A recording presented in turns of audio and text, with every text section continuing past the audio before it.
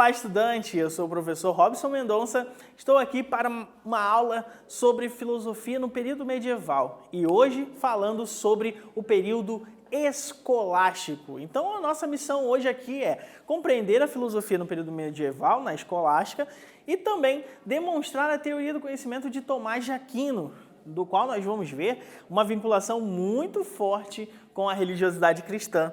E nesse período da escolástica, esse nome não é à toa, está se remetendo sim à escola e nós já vamos ver por quê. Mas nesse momento, eu peço a gentileza que você pegue seu caderno, pegue seu lápis, sua borracha, sua caneta, seu marca-texto, sua canetinha, seu lápis de cor, enfim, tudo aquilo que te ajudar a compreender melhor esses aspectos da aula de filosofia.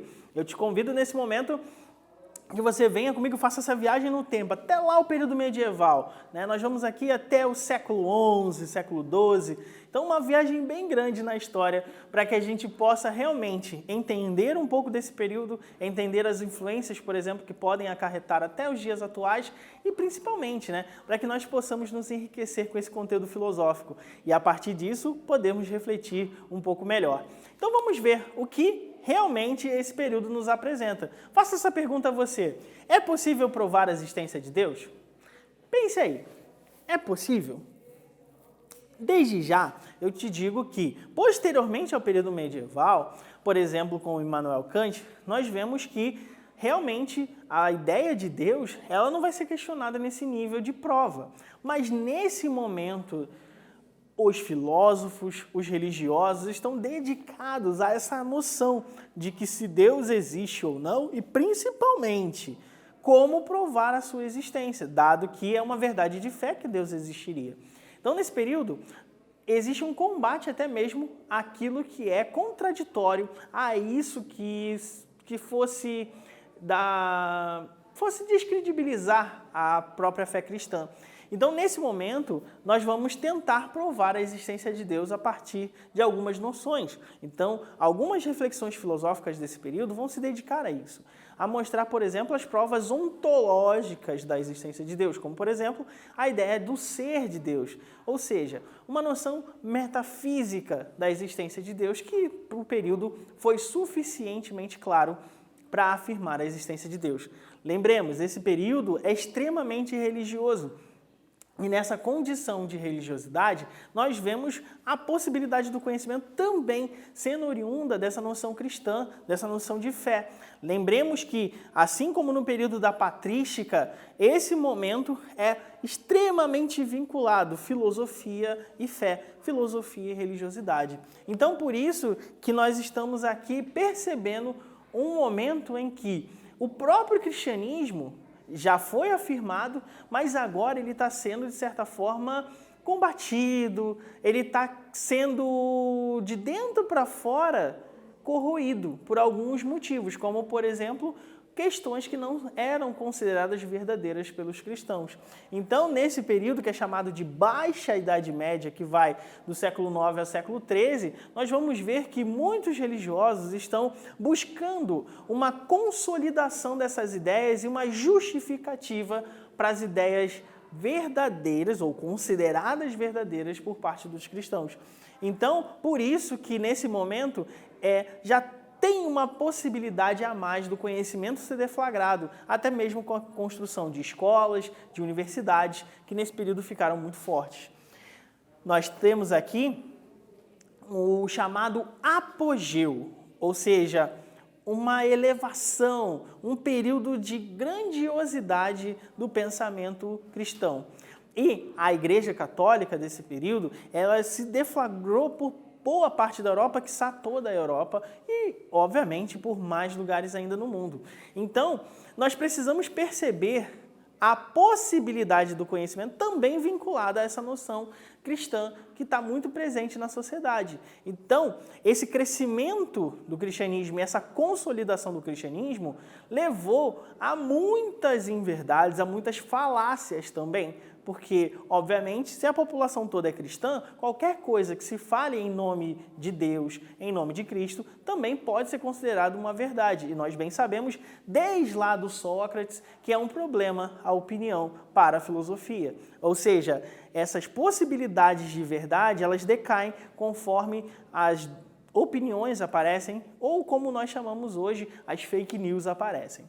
Então, esse período vai visar combater isso que é chamado de heresia, ou seja, nesse período, os padres da igreja, né, os grandes pensadores do pensamento cristão, vão estar direcionados a combater essas inverdades em relação à fé. Ou seja, tudo aquilo que, de certa forma, não condiz com o credo cristão vai ser combatido no campo da intelectualidade e, infelizmente, muitas vezes por perseguições políticas e, enfim, perseguições que vão gerar até mesmo detalhes como torturas e tudo mais, né? Mas isso não pode esconder o que era a intenção desse momento, que era justamente combater as inverdades em relação ao pensamento cristão.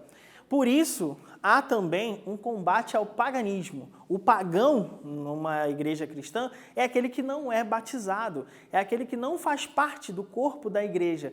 Então, o combate ao paganismo é justamente fazer com que as pessoas se tornem cristãs, fazer com que as pessoas aceitem a realidade da fé cristã, porque não basta simplesmente também deflagrar essas ideias, mas é necessário que todas as pessoas se convençam nesse período, segundo esse credo, dessa realidade que é a verdade da fé cristã.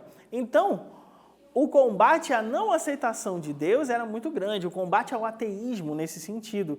E para se combater isso num nível mais intelectualizado, num nível em que, por exemplo, nesse período da Baixa Idade Média, nós já temos mais pessoas letradas, ou seja, alfabetizadas na Europa, então o uso da razão vai ficar cada vez mais imperativo. Então, o uso da racionalidade, consequentemente da filosofia, vai ajudar esses cristãos, vai ajudar esses pensadores cristãos a consolidar as ideias da sua fé. Então, por isso que nós vamos parar um pouquinho. Eu vou pedir novamente que você pegue o seu caderno, pegue o seu material de anotação para responder essa questão. O que significa combater as heresias no período da escolástica? Então, faça a sua anotação, escreva a sua resposta. Daqui a pouco eu vou trazer uma possibilidade de resposta, nós vamos comparar a sua com a minha. E aí, obviamente, aquilo que tiver condizente, você pode permanecer. Não vai estar tal e qual, provavelmente, o que eu escrevi, mas o mais importante é você pegar o principal conceito, a principal ideia que está presente aqui nesse questionamento. Escreve aí que daqui a pouco eu volto e te apresento essa resposta.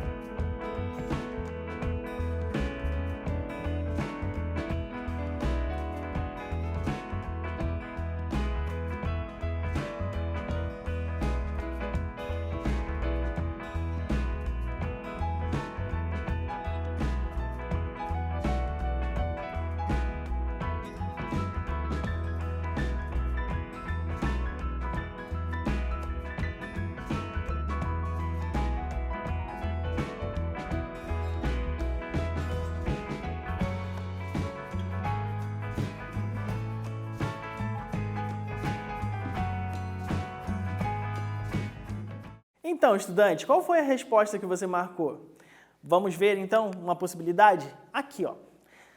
Significa esclarecer as mais variadas questões que envolviam as verdades da fé. Em última instância, visava esclarecer o que era uma verdade da fé cristã. Ou seja, visava evidenciar o que era verdadeiro e o que era falso em relação à teoria cristã. Então era necessário, nesse momento, evidenciar para os cristãos e para as outras pessoas que a verdade cristã condizia com determinados aspectos. Então é extremamente importante perceber que, para os cristãos dessa época, para esses pensadores cristãos, é de fundamental importância que a gente fique atento à verdade cristã e não deixe que nenhuma forma de questionamento que seja impreciso gere uma falsidade em relação ao que se acreditava nesse momento.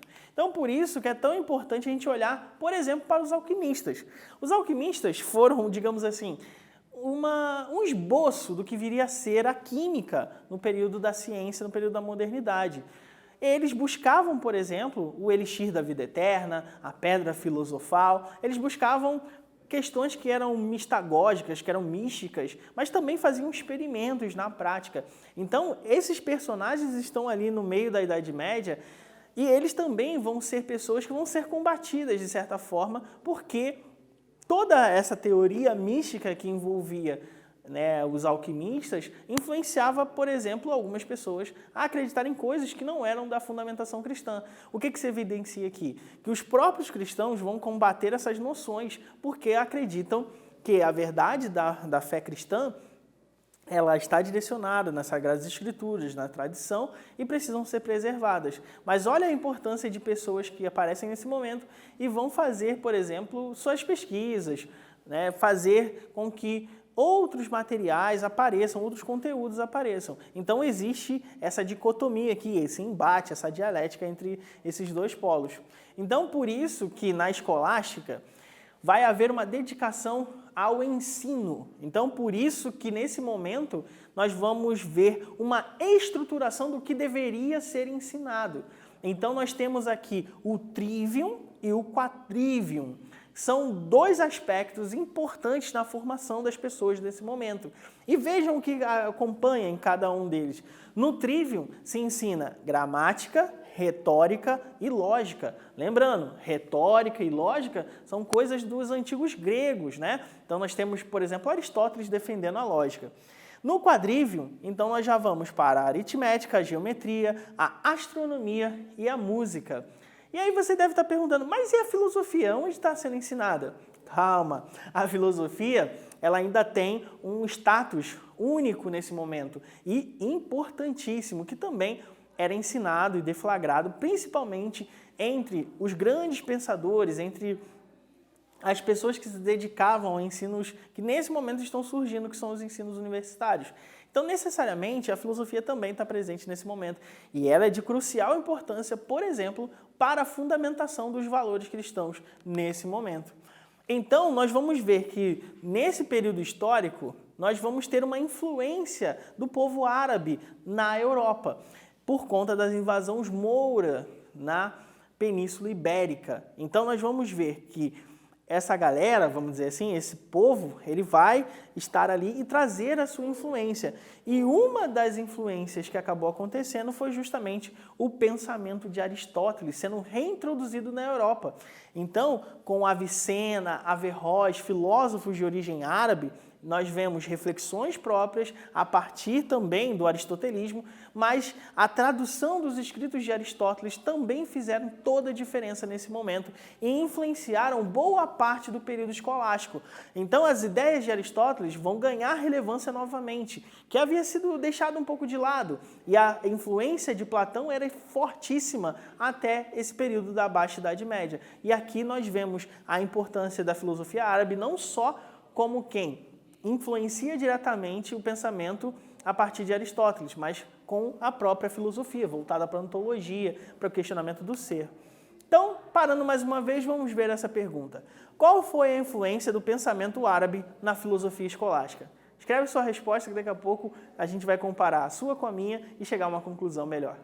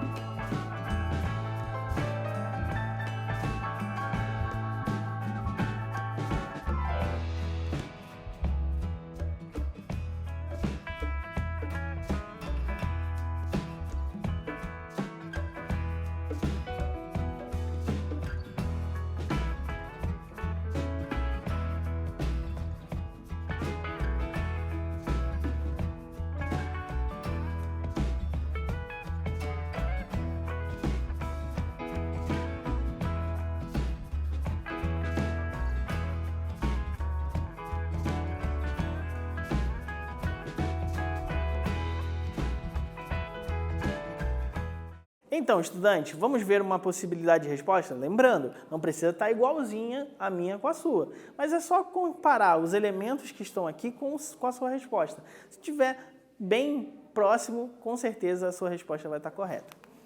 Os filósofos árabes trouxeram à tona os escritos aristotélicos e deflagraram essa corrente filosófica, influenciando o pensamento religioso, cristão no caso, e filosófica da época. Então, nesse momento, nós vamos ver que Aristóteles vai se tornar decisivo e vai influenciar boa parte da filosofia da escolástica. E os filósofos árabes tiveram essa importância, deflagrar esse estudo de Aristóteles ali na Europa e também promover o estudo do ser, promover outras formas e outras cosmovisões dentro do continente europeu, o que vai influenciar diretamente a forma como que se fez filosofia a partir daquele momento. E um dos personagens mais importantes desse período escolástico se chama Tomás de Aquino. Tomás de Aquino é um dos personagens mais importantes da história da Igreja Católica, né? Por isso ele é chamado São Tomás de Aquino.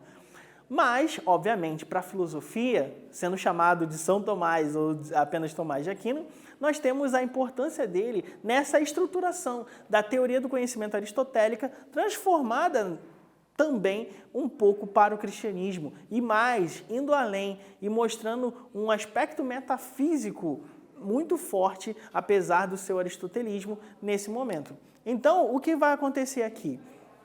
Tomás de Aquino vai defender algumas ideias que são presentes na filosofia aristotélica, como, por exemplo, o princípio da não contradição, né? A ideia de substância e acidente. A ideia, por exemplo, das causas vai estar muito presente na filosofia de Tomás de Aquino. Tomás de Aquino, então, sendo um aristotélico, defende essas possibilidades. Lembrando, o princípio da não contradição significa o ser é ou o ser não é. Se uma coisa é, ela não pode não ser ao mesmo tempo. Da mesma forma que existe a substância, que é aquela coisa que está presente, né? A essência do objeto, a essência da coisa, o ser da coisa, aquilo que a identifica, que é diferente do acidente, por exemplo, que é aquilo que está na coisa, mas que se retirada não vai descaracterizá-la, não vai fazer com que ela deixe de ser o que ela é. E as causas, né? A causa eficiente, causa formal, vai estar tudo isso presente aqui. Então, para um pouquinho e vamos tentar entender um pouquinho do Tomás de Aquino. Qual foi a principal influência nos princípios estipulados por Tomás de Aquino? Então, escreva a sua resposta aí que daqui a pouco eu volto e apresento um outro modelo também de resposta.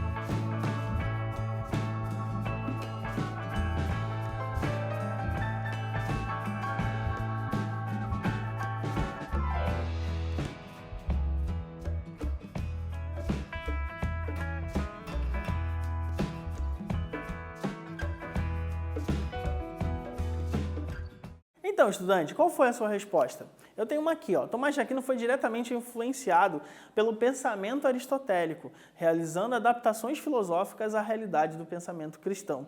Então, ele fez essas adaptações da teoria aristotélica, usou essa influência, usou a influência, por exemplo, que vinha da patrística, inclusive de Agostinho, de Platão, mas nota-se uma forte influência do aristotelismo nesse momento na filosofia do Tomás de Aquino. E isso vai ser traduzido também em termos da religiosidade cristã. Então, uma das coisas mais importantes dessa filosofia é as 5 vias que vão provar ou vão atestar a existência de Deus. Então, é muito importante a gente observar isso. A primeira via, Deus é o primeiro motor, o primeiro que deu o start, que continua dando sentido à realidade em que vivemos. Isso é crucial, porque se você comparar com Aristóteles, existia lá a noção de motor imóvel, né, que deu o começo e todas as coisas se sucederam a partir de causas. A gente vai ver que tem uma pequena diferença aqui, justamente por essa adaptação ao cristianismo. a causa primeira, também colocada ali como Deus. Então, Deus é esse motor e é a causa primeira das coisas, né? Então, é Ele que fornece a justificativa inicial ou a primeira forma de começarmos a humanidade e todas as coisas. Existe Deus como um ser necessário. Lembramos, as 5 vias aqui, elas estão buscando provar a existência de Deus. Essas 5 vias vão nos mostrar, por exemplo, como se atesta a verdade acerca da existência de Deus. Então, por isso que elas são voltadas, por exemplo, a dizer que Deus é um ser necessário, porque daria, por exemplo, sentido a toda a existência. Outra coisa, por exemplo, os graus de perfeição. E dentro de todos esses graus de perfeição, quem seria o mais perfeito? Acho que não precisa dizer muito, né? Então, voltando-se a Deus, Deus seria o ápice da perfeição. Só Ele teria todas as condições de perfeição. E, por fim, cada ser tem a sua finalidade. E essa finalidade é dada ao sentido a partir da noção divina. Então, é Deus que dá esse sentido, essa finalidade a toda e qualquer existência. Seja minha, a sua, ou de todos os animais, ou das outras coisas. É Deus que dá a finalidade para nós. Ok? Então, vamos responder essa pergunta aqui. Qual é a finalidade do ser humano, segundo Tomás de Aquino? Responda essa pergunta que daqui a pouco eu volto e te apresento a resposta.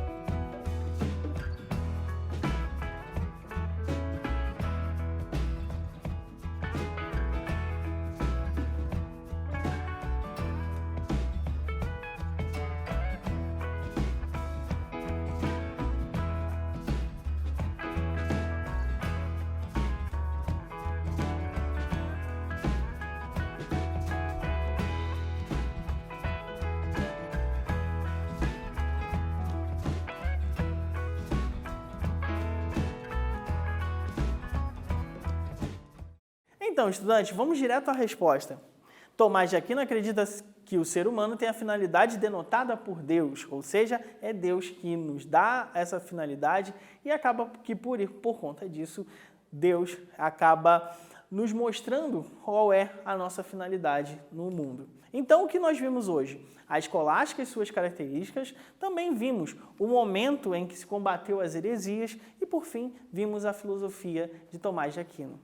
Fica aqui a minha gratidão por mais essa aula. Eu espero que vocês estejam bem e que a gente possa se ver em breve numa próxima aula de filosofia.